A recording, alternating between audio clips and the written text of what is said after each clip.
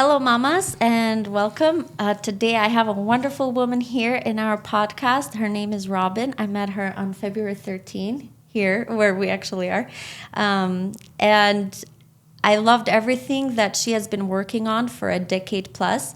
And I thought, oh my gosh, this is the key to women's joy and enthusiasm for life and that good inner ecosystem.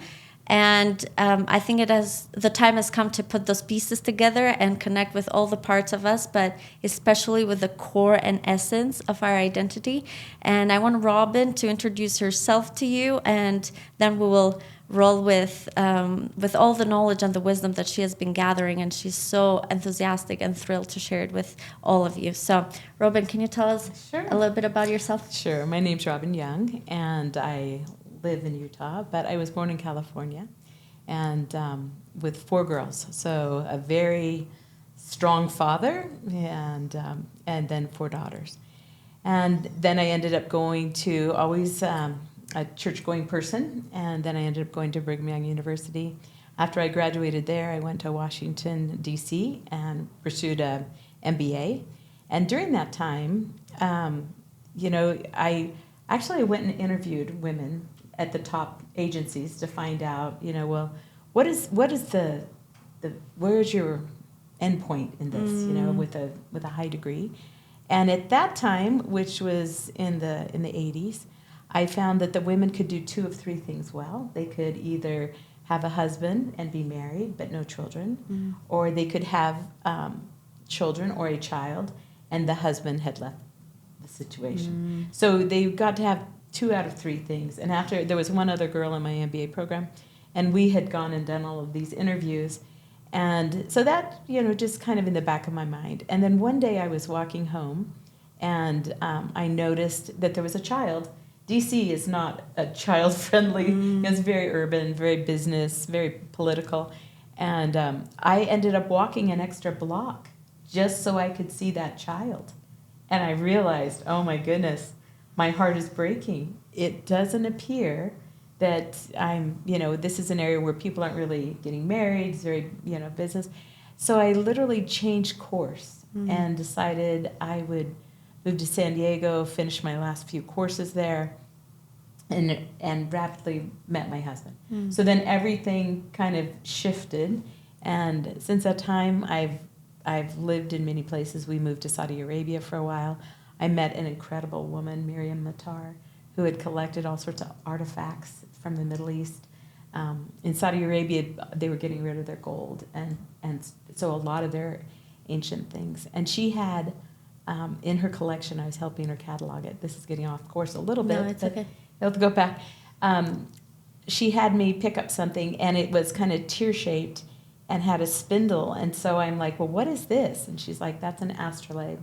And after I opened it up, then 4 discs fell out of it. And I'm like, what is this thing? And she goes, oh, it shows the heavens. It's a navigational device. Oh, wow. Okay. And literally, they have them in orb shape also. So, and it was talking about curious workmanship. Nobody can read it except the tribe or the people that would have had that. And it's very, very ancient. Wow. So now I've studied those, and it really, my understanding of kind of how the ancients navigated, how they understood the stars, that they were very sophisticated. And anyway, so my journey, I'm basically a researcher and study. And after my children, you like to read. I put the kids down and read for hours, to do my study, my quiet time.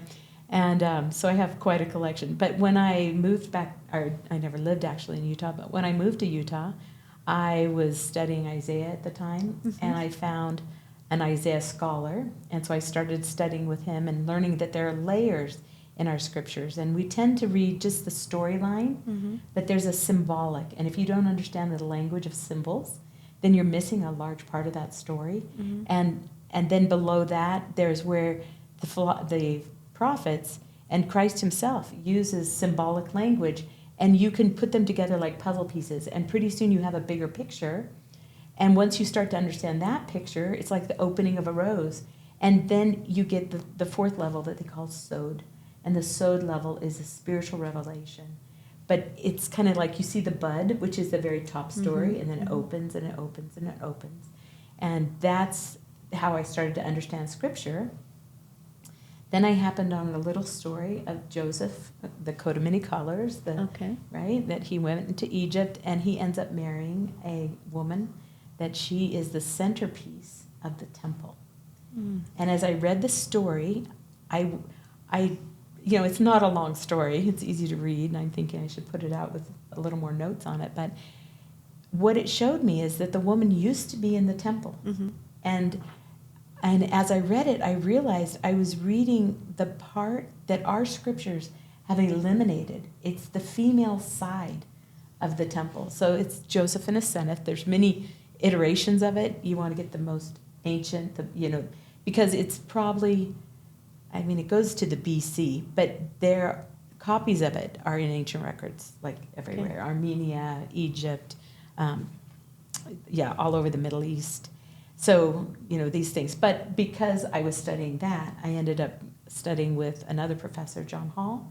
And John Hall had worked with Hugh Nibley.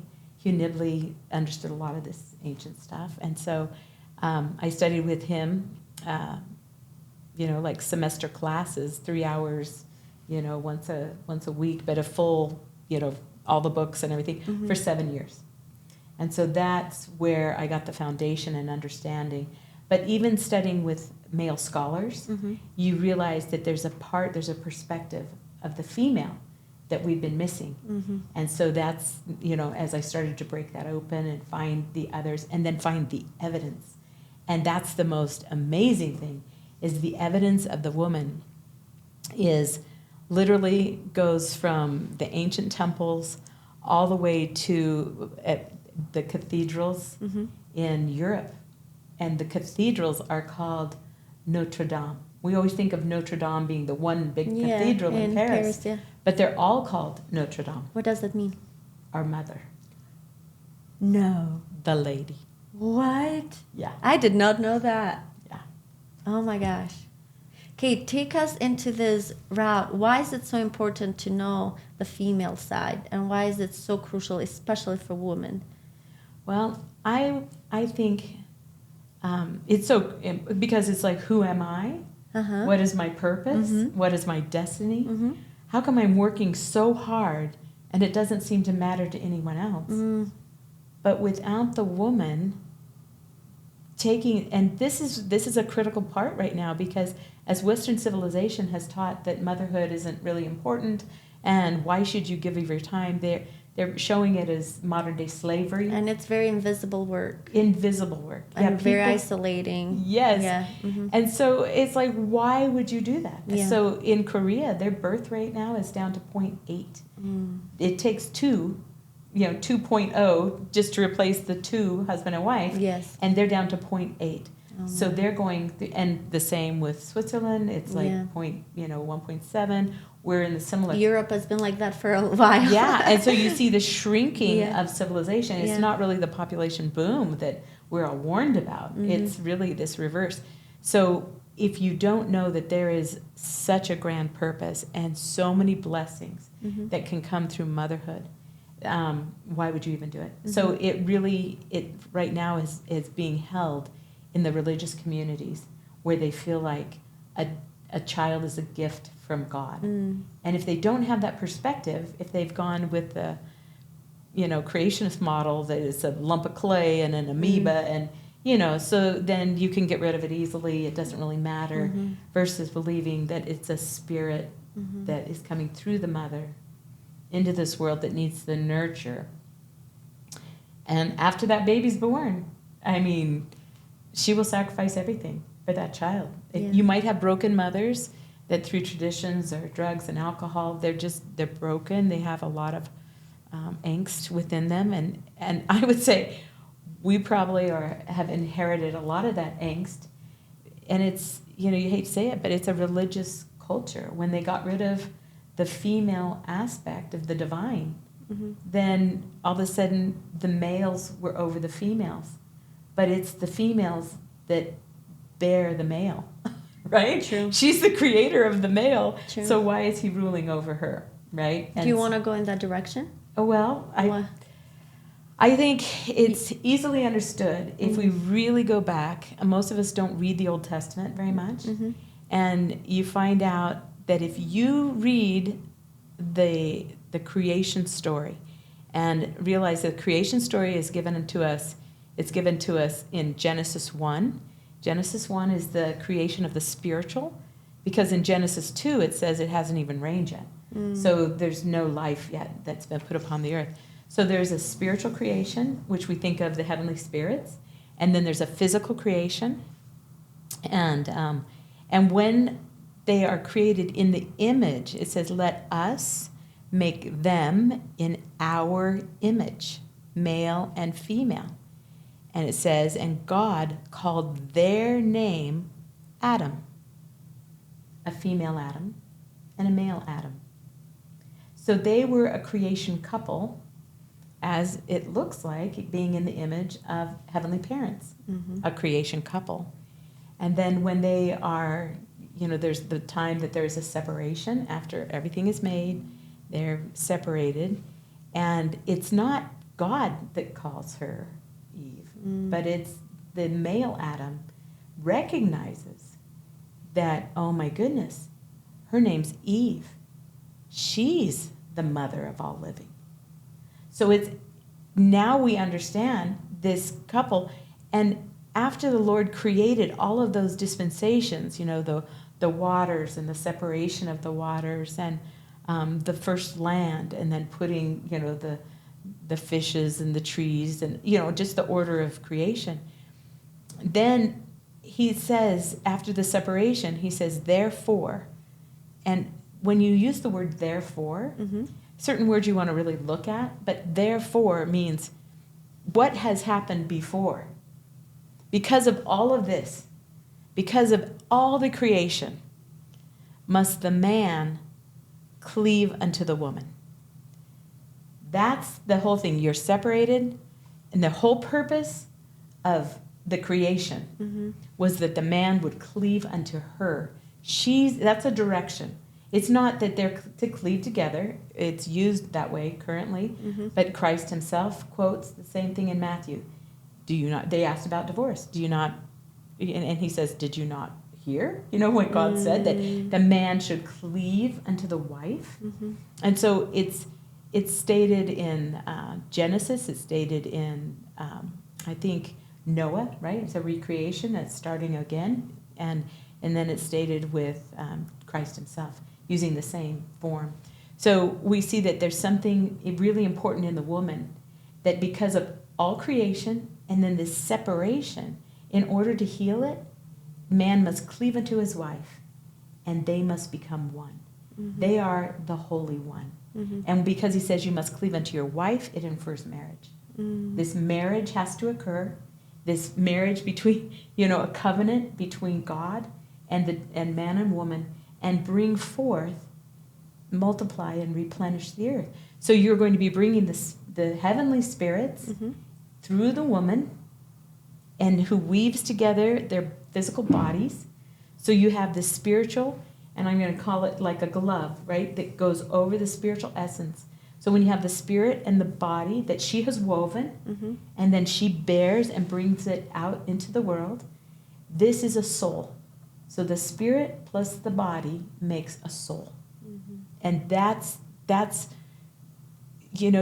we listen a lot to experts and doctors and psychologists, but really it's inside of you. You know that there's something so important about this, even though you're invisible, even though nobody sees you wiping the nose or tenderly, picking them up. And I mean, you just think of the hours, the minutes, the seconds. You can't look away because something happens. You've got to protect that little, person. And it takes 20 years of your life, right? 1 year pregnancy and 19 years of growing up. And they are barely capable. I mean, it's not like, quail that get up and run. Humans need a lot of, They need a lot. Yeah. So I think that is the purpose of really coming to know the heavenly woman. And the way we start to know her is we begin to know her names. And then you find out, just like, Jesus Christ is the Lamb of God. So when somebody says the Lamb of God, you know they're talking about Jesus Christ. Mm-hmm. Well, the mother has many names in Scripture. So one of them being wisdom. Mm-hmm. And so as you start to read and you capitalize the W when you see wisdom, I mean, there are cases when it's not specifically, but like probably 90% of the time, it's you look at it through a female lens and say, oh, you're talking about two different things here. Mm. And at I think it's the first verse in Proverbs, it says, we can have it here. Yeah. Let's see if I have it marked. I don't know if I have the first Proverbs. It says, so Solomon is known as the wisest king, right? He was the best king, and he built Solomon's temple, which is after the manner of the Egyptians. So we forget that there's a huge connection to ancient Egypt. And so he says the Proverbs of Solomon, the son of David, the king of Israel, is to know wisdom and instruction and perceive the words of understanding. So there is a level, there's the simple level, but there's the deeper understanding. And those are the parts that you can operate on the surface level, but to really feel that connection, you go into the next level, and your heart will just soar. And I know this from experience, because as I've sought after these things and looked not only in books and ancient manuscripts and writings of people, but literally traveled to the areas, and then you feel it, you see it, and you realize we think that the endowment in our temple is the first time it's ever happened. But just like... But it has been happening. It's from the beginning. Because the story of Adam and Eve falling, right, from the creation, they go into the garden. From the garden, they go into the fallen world. From the fallen world, they teach their sons and daughters God's law. But those that want to reject it, right, become corrupted. And really the corruption, you see it in the misuse of women. So how society uses their women, which is the horrible thing, and don't honor her, is you can tell when the corruption, that society is getting ready to fall. When you want the higher part, so you just reverse the story of Adam and Eve and the creation, and it's your ladder back. So this is what you want to find the mother, right? Identify and connect your mothering self with those virtues and patterns that we've literally been instructed, but we didn't know they were Heavenly Mother's instructions, but she gives them to us. And so it's so profound. So, you can see my scriptures. These are almost marked with I love it. female content, because that's what I've been searching. And so because I've been a hermit and I don't have a book out and I don't have the information out, I do have. She does have a website and a lot of videos there. So see her clearly. Yeah, so it's WWC her, and that's, SEE her clearly. And that's where you can kind of start and begin. And I usually do 1 or 2 presentations a month as we're, coming together. But we're at a tipping point in the world. Yeah. And, it was either going to go towards tyranny or maybe a restoration of justice. And it possibly might be this restorative nature towards appreciation for families, for women, for life, because the number one thing is life. Yes. Yeah. Okay, so I want to go a little deeper and wider on the appreciation for women. I personally see it that it needs to start with women appreciating themselves. Absolutely. So how does this knowledge help women start appreciating themselves? And then we go to other, because I feel like when you start from within and you appreciate yourself, even unconsciously, you reflect those rays. And then other people do pick up on it. And they're like, oh, well, she has respect for herself. She knows that her true identity. She appreciates herself. So that you kind of raise the bar of how other people should treat you. and especially if you do this before you even have your first child, you are set for an incredible journey. But a lot of us come to this knowledge a little later. I came to this knowledge right after the first birth of my first child, which it would have saved me a lot of, I call it, pain sometimes is the best teacher. But there's a lot of unnecessary suffering and pain that you're like, why do I have to go that way when everything exists for me to have it the joyous way, the most peaceful way, the most calm way, the most I don't know. It's your core and your essence is full, and you just operate from that state, So yeah, you're the expert, really. Do you know what I mean?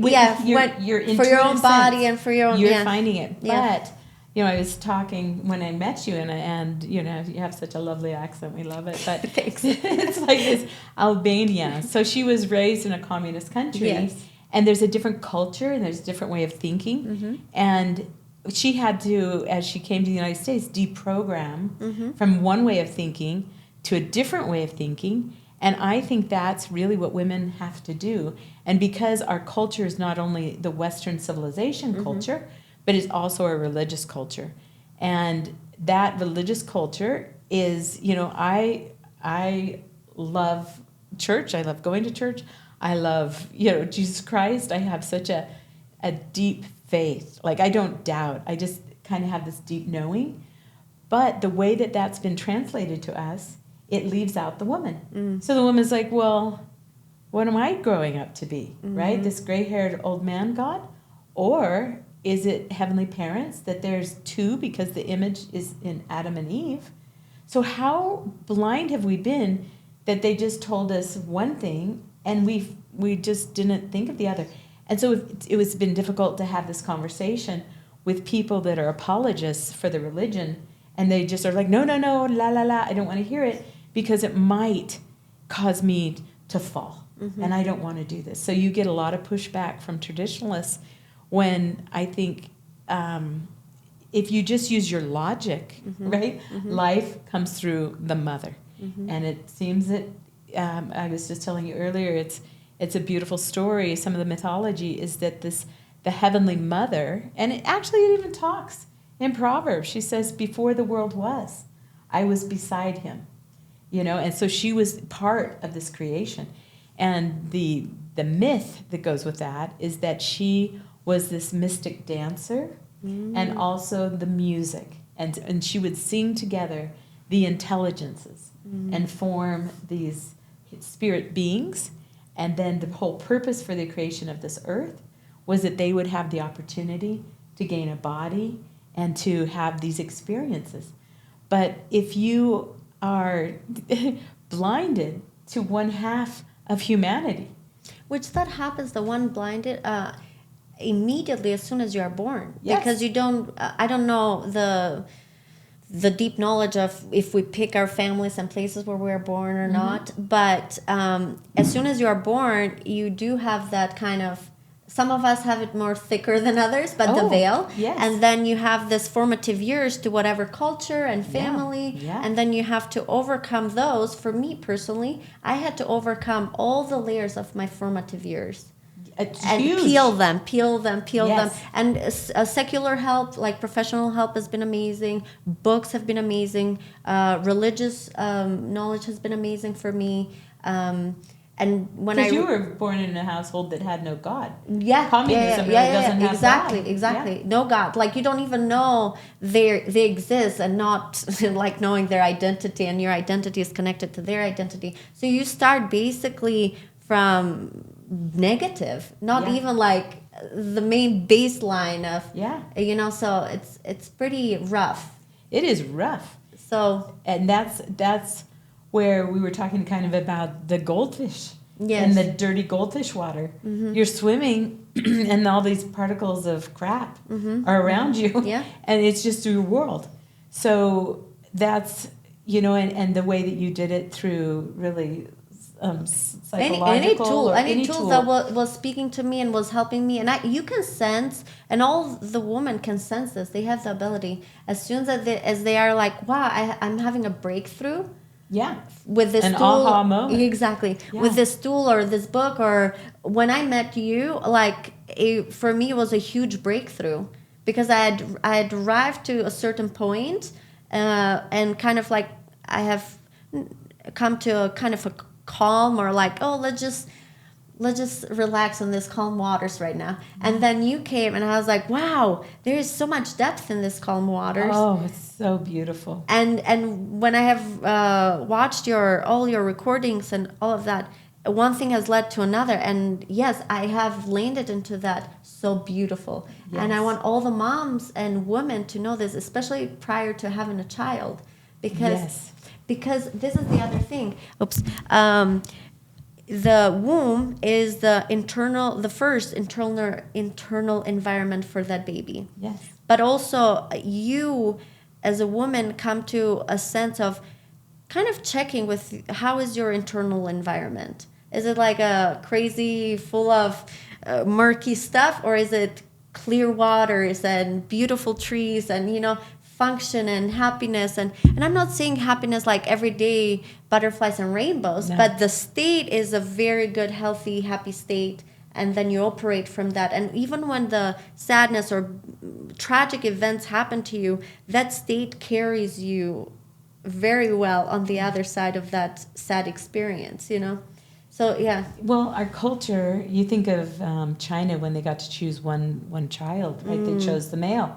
The woman was, not as important. So now they have 100 million men that cannot, without the wives. And you realize when you look at the outcomes of that, they don't live as long, they aren't as healthy, they have addictions, they get into gangs, they are violent. So the woman is such a blessing. So we almost need to flip it upside down. The women, they've even shown that a married man, this is amazing, but it's metadata, a married man will make 40% more money because he's married. Yeah, and they died later, yeah. Yeah. And they're happier. Yeah, so they have, all of these are the blessings through a woman, but we tend to treat the woman as less than.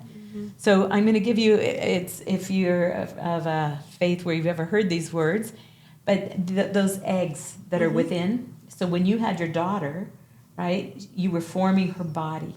But as you formed her body, her ovaries were being formed. And those ovaries are all the eggs she will ever have. And when she has a baby, those ovaries will be formed into a child.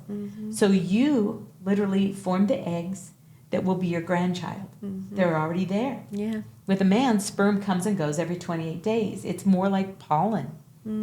But the actual seed, the ovum, is from the woman. So we should be appreciating life. Eve's name means life. But it's almost like a dark force has flipped the world upside down and made the men superior over life, when the woman is the giver of life. So my husband will always say, are you causing people to question their faith? And I'm like, no. And then he'll say, well, do you just not like men? I'm like, no, I love men. But men should be the protector of life, the wife and the child. He should be like the guardian, because she is most precious. Her worth is beyond measure, right? Her coin is gold, and she gives honor, like as he honors her. Let me just tell you maybe 3 little words. Go ahead. So we want to teach the children young. So when little children are running around, right, there's really like no difference between a little boy and a little girl. I mean, we see the difference in innate differences. But at menses, or at the time of maturity, that her body starts to function and have a period, and the boy's body is starting to change. There used to be a word, well, it was called the beehive. A little girl was called a beehive. And everybody said, why the world would you call a girl a beehive? Like a box of honey? Yeah, what is this? Yeah. And it turns out that a beehive only has one queen bee. Yeah, that's so what I was the girl thinking. is the queen of the hive of life. Wow. Okay. All life is because of that queen. It's true. Yes, and so the drones, they do the work, and they're protecting And when the house. queen is not around, they all follow They her. They follow want to her. find her. Yeah. Yes. Yeah. So it's kind of this flipping upside down. Well, at age 12 and 13, that's what she was called. Then they changed her name, her title. But imagine if we had taught her, oh, you're precious, you will be a carrier of life, and you will bring forth others. And so that makes her very special. The Hispanic, they have a quinceañera, a special True. celebration for a girl. And then the second one is a my maid, which means my maidens, God's maidens. You are my maidens, and your hands do God's work.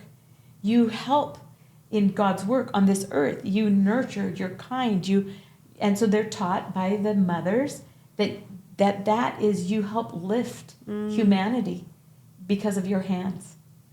But the handmaiden, her name got shortened to the maid. And the maid got shortened to the Duggery maid who cleaned the toilets and did the mud. And it's like, wait, that's not God's maiden. That's man's slave. Okay. Do you see? That's why we get angry, because then they're like, I don't want to get married and be cleaning and cooking all day. I don't belong in the kitchen. No, you're or peeing just and in the missing kitchen. the toilet. Yeah. Why am I cleaning your toilet? It's disgusting. And the other thing for me, for all my background and how that played out, and all the beliefs and philosophies and feminism and all of that, everything has played a role to how long it took for me to want to be married and then have children. But as soon as I had those children, I did realize all the lies. You started to just see them. I was like, whoa, I see. And when they clash, I think that's where women start struggling, because they're like, well, I'm told that I have potential to be creative and be a painter and be a musician and be this and be that. But then you have the children, and then it's so hard to do those things. And I could see women fighting against what you're saying and being like, well, I see all this great message, but it's just me being a mom, being a mom. So I do want to do other things. So how does a woman with this knowledge of true identity and power and intelligence and greatness is the one that lifts lives and creates lives bring life, but at the same time also doesn't deprive herself of other talents and gifts and beautiful things?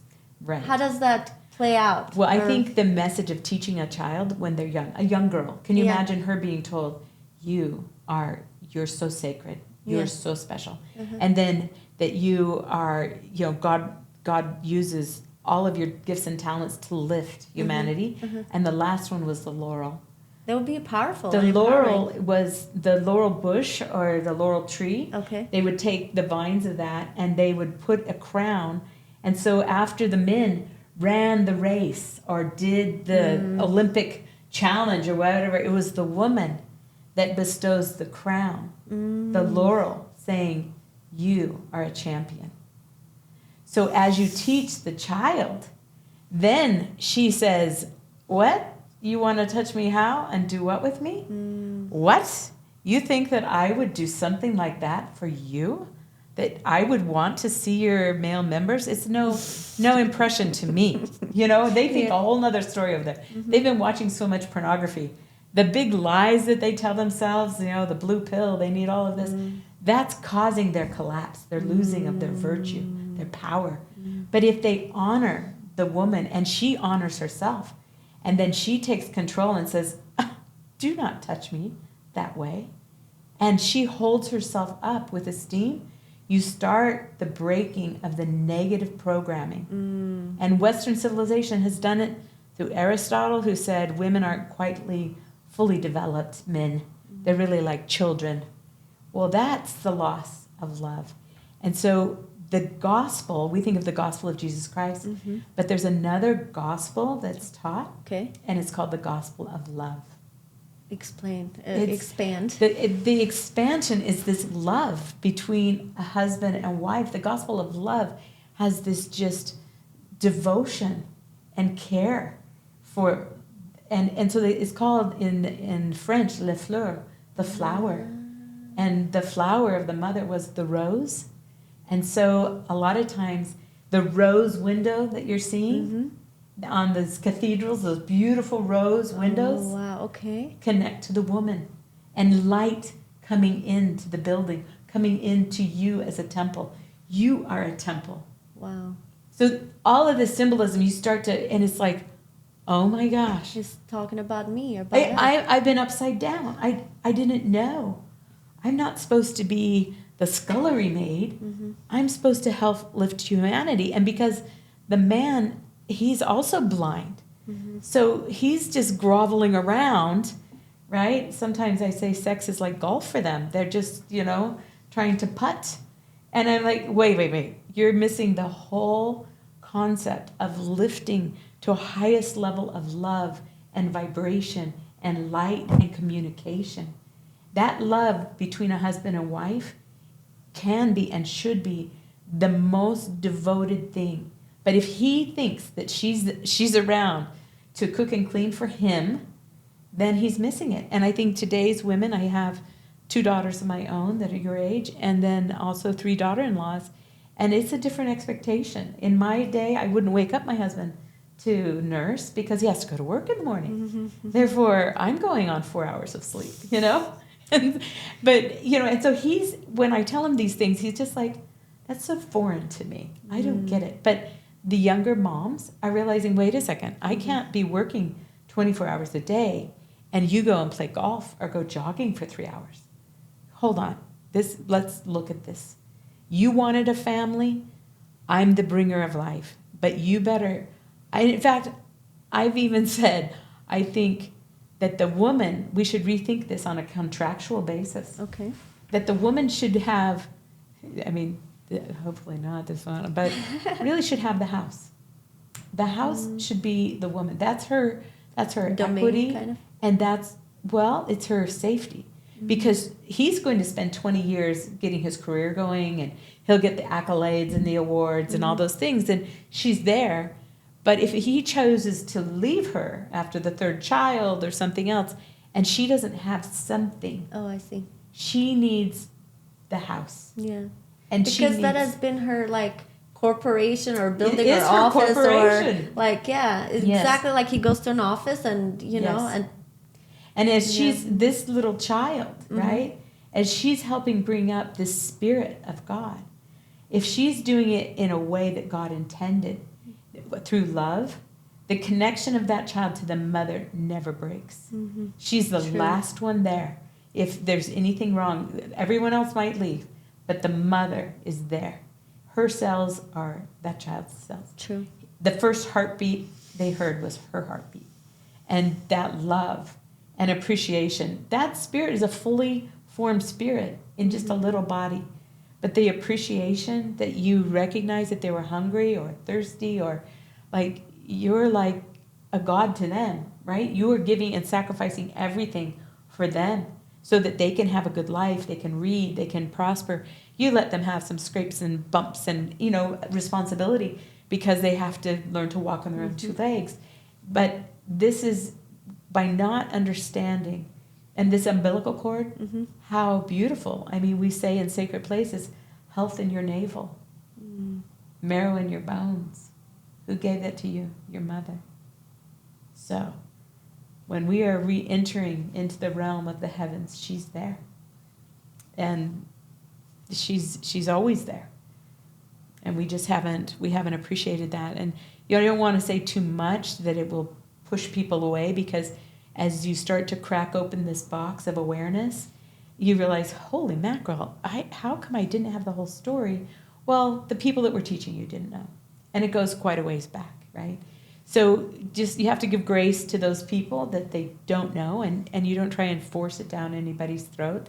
So as people ask questions and as you're doing your research, hopefully you'll just be filled with joy, because it's like more truth and more appreciation for yourself. So you're saying, well, how do if I give everything for all of these years, it's like you're going to have to negotiate with the husband and say, I need some time, and you have your time, I need some time. It wears them out.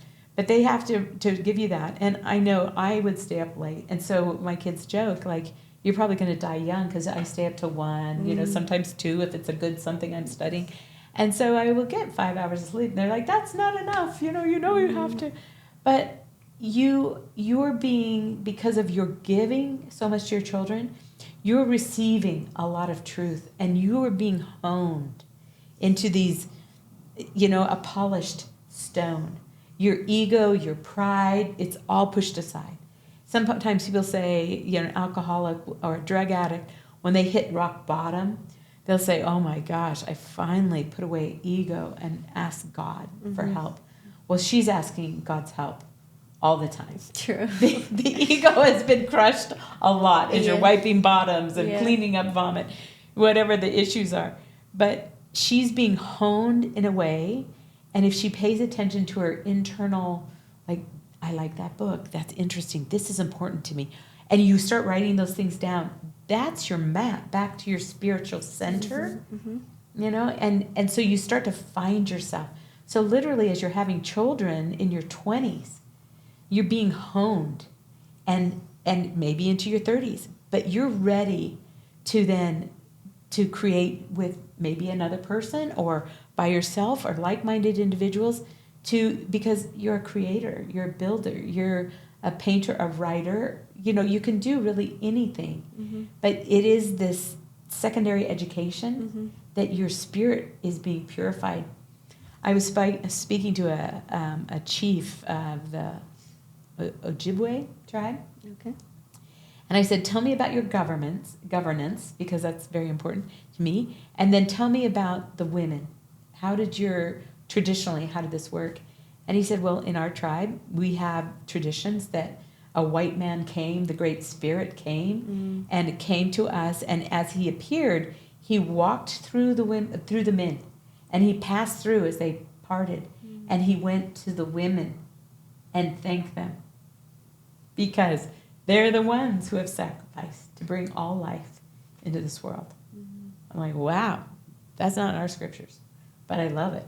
Yeah. So, yeah. This is also powerful. For me, it has filled every cell and every tissue and every blood vein. I feel like it's all this information is like running through, and for me, it has been like the cherry on top of the cake. Yeah. Personally, because like you mentioned, I started this journey at 13 and a half with secular help and different professionals, and you have to like sift through. And then when I was 14 and a half, and you mentioned Albania wasn't a religion, there was no God. So at 14 and a half was the first time that I come into contact with religion. Yeah. 11, because we lived in Greece, and we went to their churches and and that's when I learned about Christ first, and I know everyone will find whatever speaks to them to that phase of understanding that they are in. But as I've been searching and searching and searching, for me, it made perfect sense when I found out that there's a Heavenly Father, there's a Heavenly Mother, and they had the Son, because he was the branch and we are the branches, and it made perfect sense. For me, in my head, it just clicked, and like you said, I call it sparkles, but but the neurons are firing, and it's beautiful light, and so and we are talking about women, how powerful they are, and I hope that they get the message of like, you own this, you become happy with this knowledge, you become joyful. But we've had an imposter. Yeah. And the imposter really was feminism. It needed to happen to break open some minds.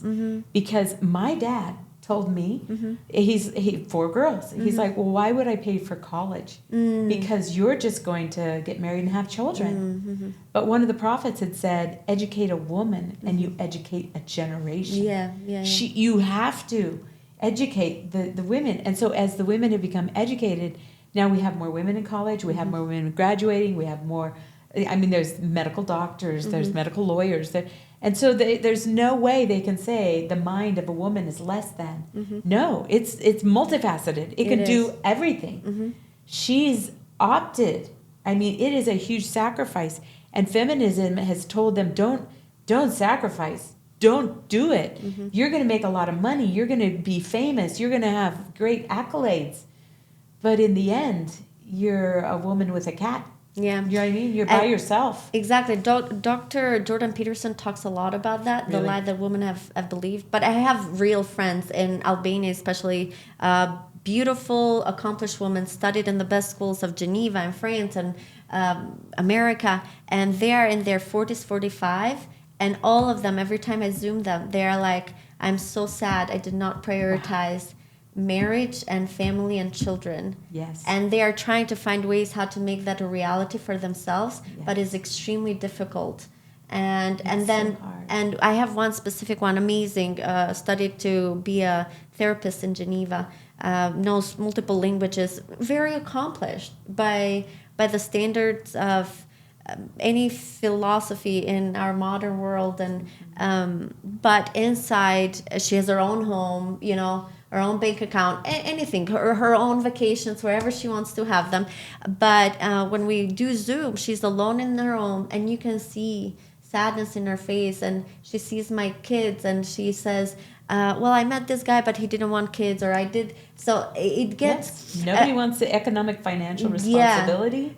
Yeah, and what we're saying here is not that the only purpose in your life is to be a mom and change diapers and breastfeed and all of that. Oh, no, you're a whole complete person. Exactly. Yes. And there is a season, and I had a very difficult time because I was 30 when I had my son. I used to work in human resources, and I loved that professional life. And my husband is like, I loved how professional you were, and you know, he loved that side of me.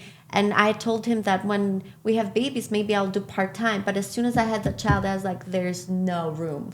And I don't want it for there to be a room for me to be there. You're raising because I want, human being. Exactly. And it's then I struggled because I love traveling, and I still do. But that had to pause and stop. And I would see on Instagram, a lot of modern mom will connect to this. I'd see friends that were traveling, and I would feel sad and kind of depressed. But then every time I would breastfeed, and he would touch my hand, or I would touch his eye, and I'm like, this is the whole universe. Yeah. And I'm traveling, but the travel is gonna look different. It's gonna be inward travel, and it's gonna be spiritual travel between both hearts and both minds, and just like stroking his face, and he doing the same, and the same with my daughter right now. There's a whole galaxy like connecting and loving on each other and flourishing, and things might look different for 5 years, 10 years, 20 years, but the faster and this is, I think that's where my suffering, self-created suffering, came from, that I was resisting the change. I wasn't embracing it right away, because in the back of my mind, I had these ideas of like, go and work, go be a professional, go build your own business, buy your own home. But those require a lot of work and energy too. And then something always has to give. And if you want to go that route, you have to give a few things. And if you are conscious and you are giving those full-on conscious, good. But I didn't give up being married early or having kids early full consciously, but I give it up because I believed all this mainstream knowledge that I was receiving from, I don't know, middle school and up. Well, it's just, I mean, literally, it's the 100%. It's so indoctrinated in us. Yes. When I started doing this, I felt like I had to take off my lenses from the religion I was raised with. Then I had to take off like Protestant and Catholic lenses, and I'm like, well, how far back does this go? You know, and then I look at the Jewish lenses, and then I realize, holy mackerel, this goes back to the beginning. And it's really Satan's plan. It talks about the war in heaven, and how in the war in heaven, you know, he wanted to usurp the power. And so they talked about the dragon and the serpent, and how Michael, who is Adam, it had to fight him. And the other ones with him, they were fighting the dragon, and they cast him out in the name of Christ. That's the power that they had. But then he came to earth, and it says, and he attacks the woman and child. So it's from the very beginning. Unless you have awakened men that realize my love is my life, and she's bringing forth our kingdom, and my children are my kingdom. And if we raise them in this godly manner, we will have heaven on earth, like the Lord's Prayer, thy kingdom come, thy will be done on heaven, from heaven on earth. And it used to be like, well, how can that be? But when you realize if a marriage covenant with God to bring forth spiritual children into a physical, your womb in Greek is called the matrix. Wow. Isn't that amazing? The matrix. No way. Yes. Wow, I didn't know those words. Like Notre Dame, matrix. Yes. I mean, you start pulling apart gosh. words, and it's like, whoa, your head explodes. It's Yeah, like, yeah. what? Yeah. They've hidden some things in the words, but Yeah. yes. And so she's bringing forth this life, and then your life never ends, right? Your children. So I had one child, several miscarriages. So I wasn't able to have, when did I have them? 33, 35, and twins at 37. So much later, right? But now, those 5 that I had, married. So boom, your family's 10. And now each one has had, a child 2 or 3. And boom, we're a family of 23. So this kingdom come, thy will be done on earth as it is in heaven. And you think, when you have that first baby, oh my goodness, I could not love anything anymore. And the husband's in tears, and he's like, oh my gosh, we did this. Yeah. Look at this, what we did. It's like, keep that excitement. Yeah. Would you? Yeah. Because this is what we're building. Yeah. And it just keeps going. And then here come the children. It doesn't end with the one. Then you've got your son, and it's like, oh my goodness, I couldn't love them anymore. They're frustrating, they're infuriating. And then as a grandparent now, I don't have to do the corrections right? So I just literally get down on my knees and talk to that baby, because I know that baby probably, like the near-death experiences that people go out of this world and they talk spirit to spirit, mind to mind. The mother is so tuned into that baby. She knows with a whimper, it's this or it's that, or it's, the baby hasn't learned our coarse, like prehistoric vocabulary, right? She's probably sending you signals through her eyes. Please change my diaper. Yeah. Would you please change my diaper? I can't do it yet, right? So all of the things, and that's what I think as we talk and connect eyes with the little children, and you have a conversation with them, and you'll see them smile, and they just want to come up to you and talk to you, and you're trying the hardest at that 2-year-old stage, trying to decode these sounds. And they're so thrilled when you get one. Yeah. Like, yes, I have communicated. Yeah. They're so thrilled. And this is the type of thing that now I can do with these what do I have, 12 little grandbabies.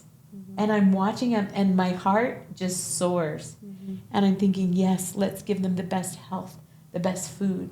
And I think that's why the MAHA, make America healthy again. Oh, yes. Because I'm wearing myself out, yes, trying to find organic food. Yes, Something scan everything, read every Yes, ingredient. you've polluted us. You've used our money and our wealth against us. And really, the Declaration of Independence says the first thing, it's God's formula, is life. You have to protect life. And that little baby, you want to give them the best food so their body's growing to magnify their spirit and work together. So that child needs to be able to have choices, which is the liberty. And then their pursuit of happiness is bringing forth their destiny. And that's what you're saying as a mother. I want to bring forth my destiny. Yeah. I want to fill the measure of my creation. Well, this is filling a massive part of your creation. But then you still have the brain, right? You have the capacity to do so many things. And I think, when you think of in your 40s, it's such you still have power and energy and the ability to travel. Maturity and confidence. Yes. And it just increases the more, I don't know. When I turned 30, a coworker told me, like, how do you feel? Like, what? Yeah. And I was like, I feel like I can say whatever I want. And she's like, you have been like this all your life. Why do you think 30? But it becomes more and more, Yes. Courage. I don't know. It's a power that is given to you more, or you gain it with life and experience or whatever. But I wanna close on to, if you can give a few pieces of advice that women and men can take out of this. I have this joke with my husband. I'm like, you live in a country that it might never fight a war. You know, like the wars that we see in Middle East or Right. where I come from, and etc. But there is an invisible war, and you need to help us to protect me and the kids from that mental, emotional, which then will get physical, because if you feed unhealthy stuff to the mind and the heart, and then definitely food. My husband actually in my first pregnancy, I ate whatever I wanted to eat. I never read Label? No. And I can show you pictures and you will see the difference. But the second pregnancy, my husband went on this journey of clean eating, and we have an app that we scan everything, and it was amazing. I need to do that. Amazing. I will. Okay. But he was the leader. He did that. So when in modern world, I don't know what phrase you guys used in your generation, but in modern world, the word or two words that are pretty common is like the mental load. Mm-hmm. And women are like, he doesn't get the mental load. I explain it to him. He doesn't understand it, and I have to educate him, etc. And I've had conversations with my husband, and I'm like, the biggest protection I have from you is you understanding the mental load and picking on it without me having to like explain to you and write the list and show you everything. And there's a lot of communication that needs to happen there. And Jordan Peterson, which I follow a lot, he says it needs to be 90 minutes per week, a 90 minutes talk per week between a woman and a man, partners, to at least figure out the logistics of day-to-day life, you know? Yeah. And then everything else builds on that. And even intimacy, because you clean up all her mental load, then intimacy, she can be intimate much easier. And lighter in her head and in her heart and her emotions. So if you can give a few pieces of advice for men and women to take out of this, and like some last words before we close. Oh, this is kind of a big one. The mental load, it's kind of like the household doesn't run itself, right? Yeah. The groceries don't come. The cleaning doesn't happen. Or doctor's appointment and dentist and everything. So, you know, your calendar where everything's blocked, and you kind of know, because they tend to be doers, right? Yes, she has this broad scape of all the different elements that have to come together. Yeah. One thing that, sorry to interrupt, one thing that my husband has taught me, and I've learned this through experience being married, is that if you are clear enough, like, please do the dishes and I want them done by 1 p.m. They do it. And so we have to do our part to get to being clear enough. And it took a lot for me, because sometimes I didn't even know what I wanted. Yeah. And I didn't even know how to express it well. So I make him more confused than he might already be. So it's a dance. And it's a collaboration, and it's a contribution to all of the issues and the joys. So, and I think in my day, it'd be like, I would expect, like, the kids are out there, they're not wearing their clothes right now. Like, can't you just go out? You know, like, you're seeing the situation, help fix it. But if I tell him what it was, right, I would just assume that he would know. And that, I think, is we miss so many things. So that communication, and maybe sitting down together on a time when you're off and quiet, and say, let's calendar, this is what's going on, I'm going to need your help here and here. And then on the intimate things is, you know, it really bothers me when you do this to me, or I love it, like showing appreciation. I think one of the things I've learned is, because I was always a strong vocal, you know, like, I am woman, hear me roar kind of a thing. And I had girlfriends that are the same way. It's like, well, just do it. And what we found is the guys, they really are looking for your cues. And if they feel that you're just frustrated with them all the time, they kind of back away, right? They go into other areas. And so you do want to be that soft place for them, right? You do want to nuzzle in their neck and let them hold you. And sometimes not talk to them, just be quiet and watch whatever that program is. You might hate that program. I don't like watching football, and he loves watching football. So it's like, can you watch that TV and I'll watch this TV? If you want to watch a movie, I'll be there with you. That's in our, But that's to realize a lot of times we can't say, we just have to show. And when we show appreciation for those things, it's kind of like, the carrot and the stick. Okay. But you want to be a little more carrot sometimes of just appreciation. And like you were saying, they don't tell me thank you for doing the dishes, but if you tell him thank you for doing the dishes, he heard that. Or you're my captain, like you're my warrior. I love your muscles. That is I love true. your strength. Can you pick this up for me? I could do it, but can you do it for me? Oh yeah, I'll do that for you, right? So you want them to feel like they are your my protector, your soldier, my protector, and I love my knight. My knight. That's what you want them to be. And it's interesting. I told you, like the knights of the realm, and the rose and the gospel of love, and it was considered. Is that a book, The Gospel of Love? Oh no, you can. It is so hidden. That's the whole thing. Is it a physical thing or is it? It is a real thing. It is a real thing, and yes, because can women find this if they search? Yeah, like literally, Where? I found. I know I need to write it down for you, but literally, I found some of the code words because they could not talk about the heavenly woman. So they put her in code. She's in code, and you can find it. And so they talk about the gospel of love, and the troubadours used to sing, and they would use the code words for those that understood what was being told. There is like two groups, and the Catholics, like the Cathars, followed this gospel of love. They wore white, their husbands and wives. They didn't have war.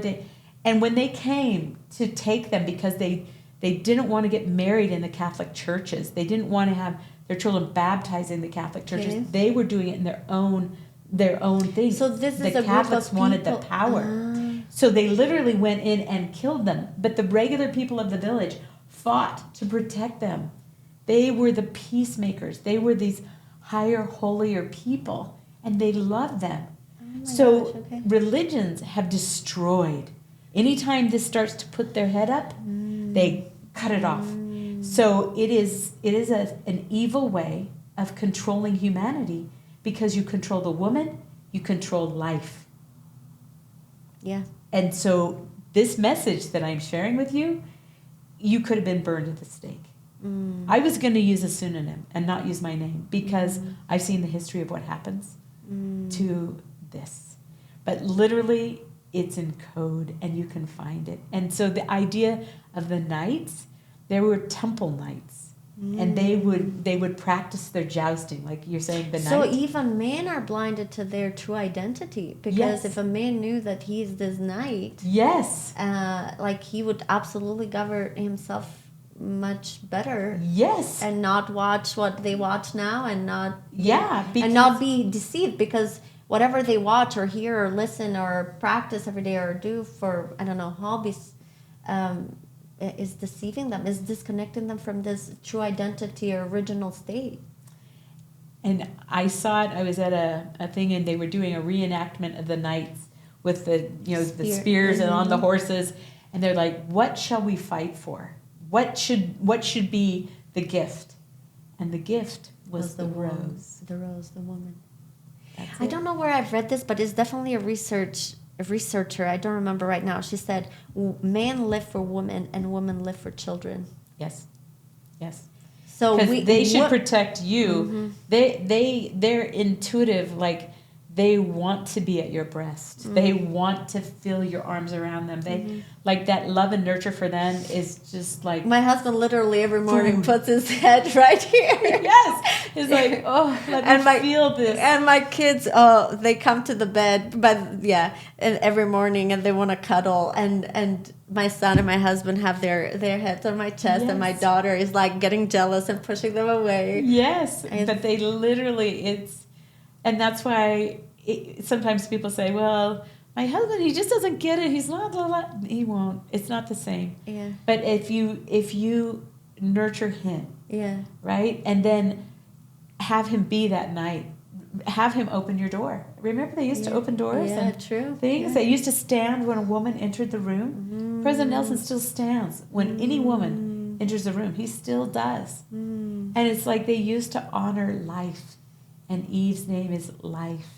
And you are life. We might need to have a course on educating male and female on their true identities and you know, like that they can know these things, because I think it's like, you know, the phone with the cord. My kids will never see that phone. So this man that are being raised, unless I know those truths and my husband does, and we teach our child, my child will never know that it's important to open the door. Right? Or get up in the room, when a woman walks in the room. Can you imagine? It's old school. It's old school now. It is. Know? So, but if you were to teach a young man, these were the lessons of the nobles, the highest rank. So the noble of heart, we're supposed to have their actions match their words, integrity, right? And honor. And your word was your bound, and you spoke truth. So all of these things, but imagine teaching your son these things, and then a woman that, you know, and he just naturally opens the door for the teacher, or naturally does these things, and she's watching, and she's like, there's something different. That boy knows something differently. I imagine the type of the high caliber of a man that she will attract into her life. And if she knows who she is, and she's like, no, you don't grapple me like that. You don't stick your tongue down my throat. You don't. Stop it. No. You respect yourself, and you demand that respect for yourself. And then when it comes to intimacy, it's the same thing. You start to teach, and there is a higher level of intimacy. And we've been playing golf, basically, which is the lowest level of intimacy. Or worse than that, animal, you know? Yeah. And it's like wild beasts. And it's like, well, that didn't raise my heart or my love, you know. I feel abused or used, or you know, it's like kind of yucky. And a lot of women do say that. I feel that. Like, you had me save myself for that. That was the big thing. Well, obviously there's something much bigger. But we haven't taught it. And pornography certainly doesn't teach it. Well, I definitely want this Law of Love book or resource. If you want to share with all of those that are going to watch this, where they can find you, and anything else that you want to close it with. Yeah, so you can just find me probably on the website's the best way. Do you have any social media? I don't. I had somebody who was going to start one for me on Facebook. Maybe I'll get that going, but I'm so bad. I really don't use Facebook. Maybe that you can help me figure this out. How? I would love to have you over here in this podcast as often as you possibly can, and we can maybe, I don't know, come up with topics and address them.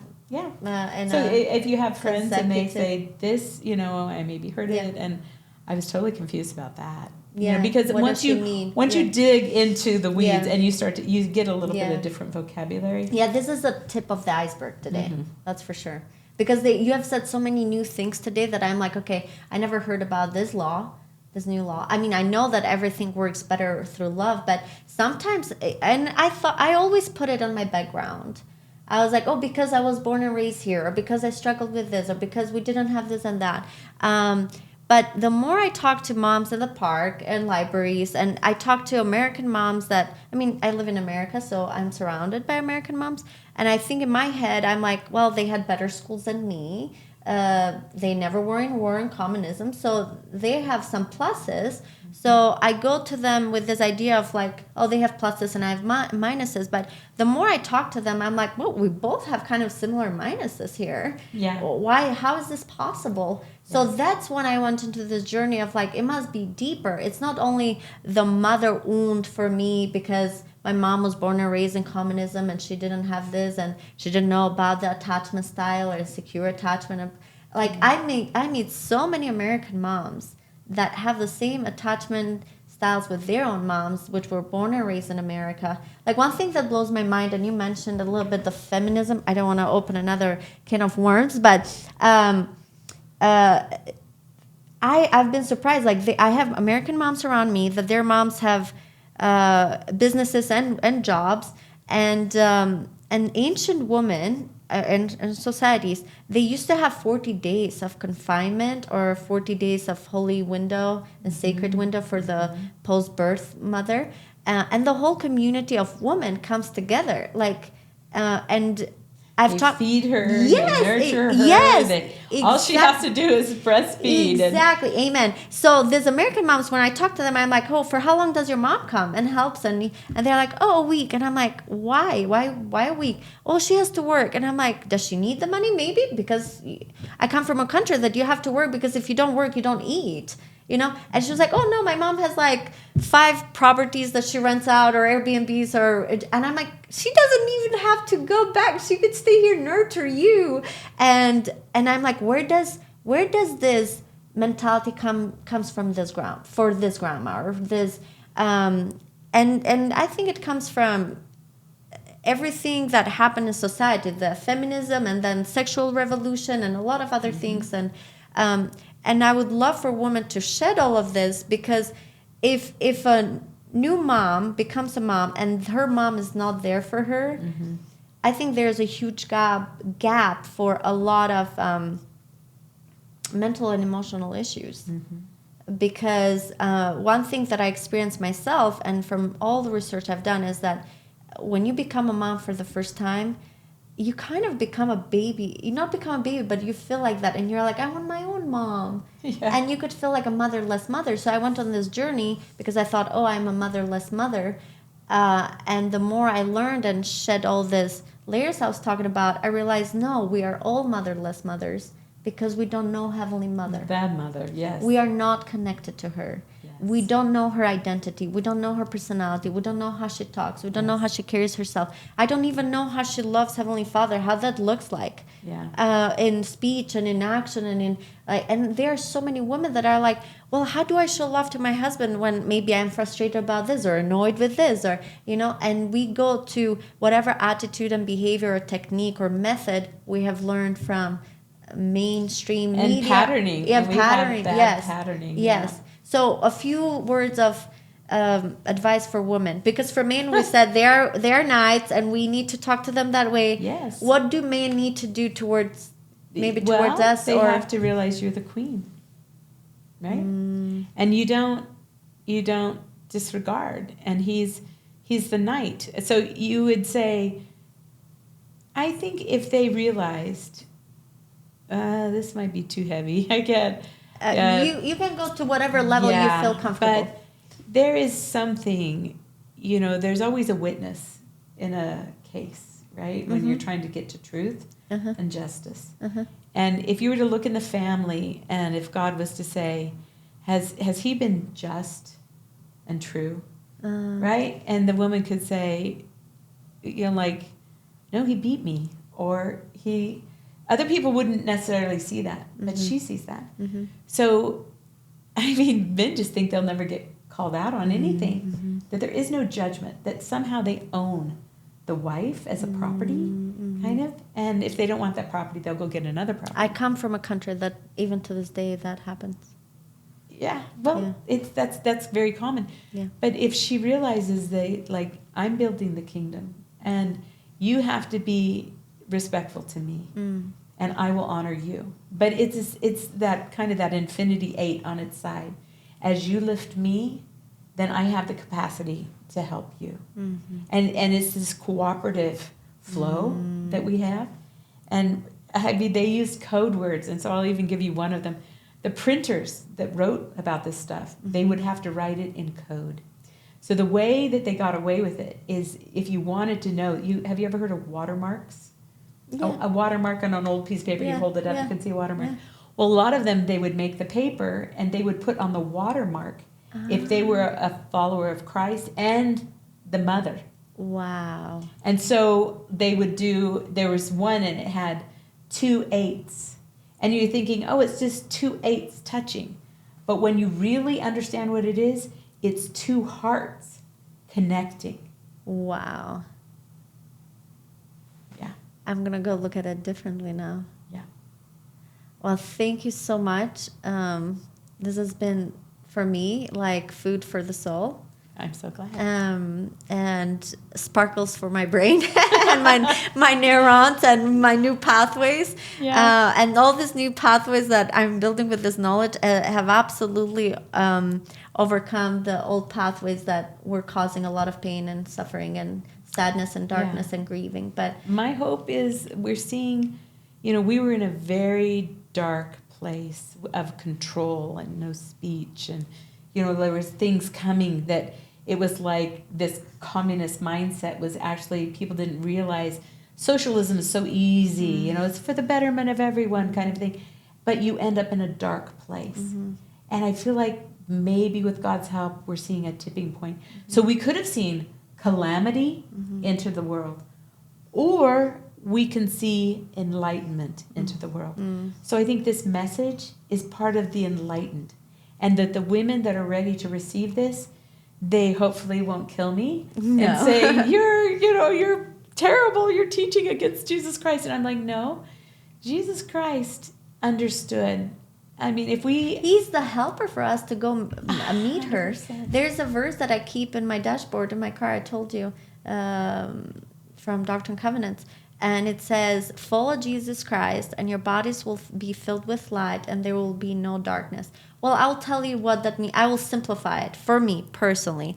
When I see my babies and they get a owie, they run directly to me and they want a kiss. Yes. As soon as I give them the kiss, the owie is gone. Oh, magic. Mommy magic. They don't cry. They don't. Well, as soon as I follow Jesus Christ and I follow His guidance and His laws and His, and I do that to the best of my abilities, and He rewards me with the knowledge and meeting Heavenly Mother. That's how I feel. That's how it has happened for me. Like He has led me to her. I wasn't religious, and I got baptized, and it was all about Jesus Christ. I served a mission and taught about Him and Heavenly Father. But the more I got closer to Him, and I had a good personal relationship, I think He said, "Okay, it's time for you to receive her." And as soon as I don't think He allowed me, but the doors were open or whatever. The portals for me were open to see and meet her and recognize her and find her.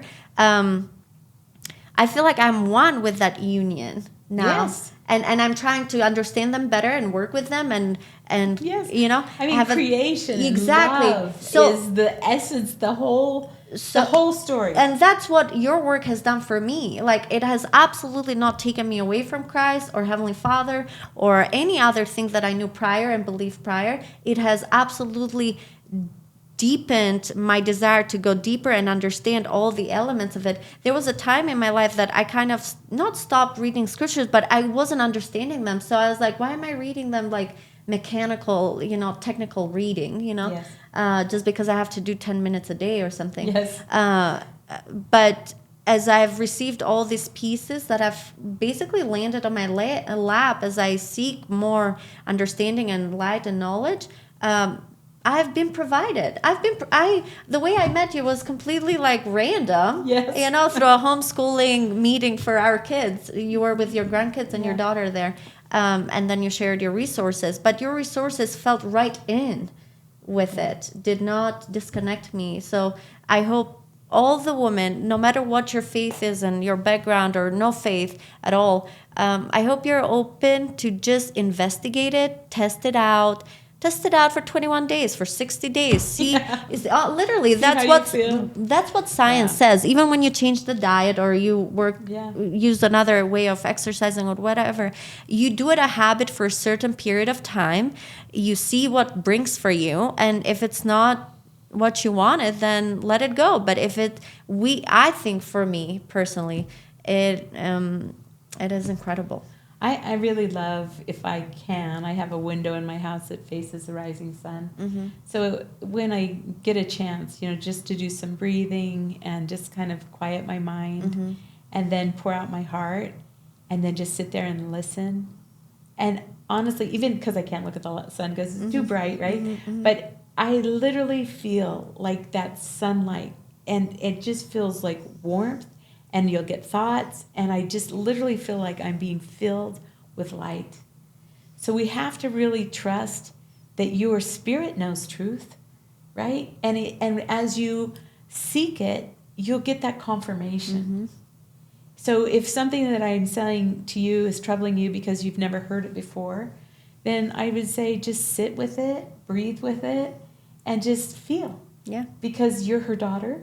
Yeah. You carry, like if our grandchild carries the seeds that were in the mother, that were in the mother, that were in the mother, we are connected right back to the mother. Who is the mother? The mother, Yeah. the great lady, the Notre Dame. Yeah. Wow. Thank you. You're welcome. Well, appreciate you so much. All right. Well, Okay. thanks, guys. Thank you.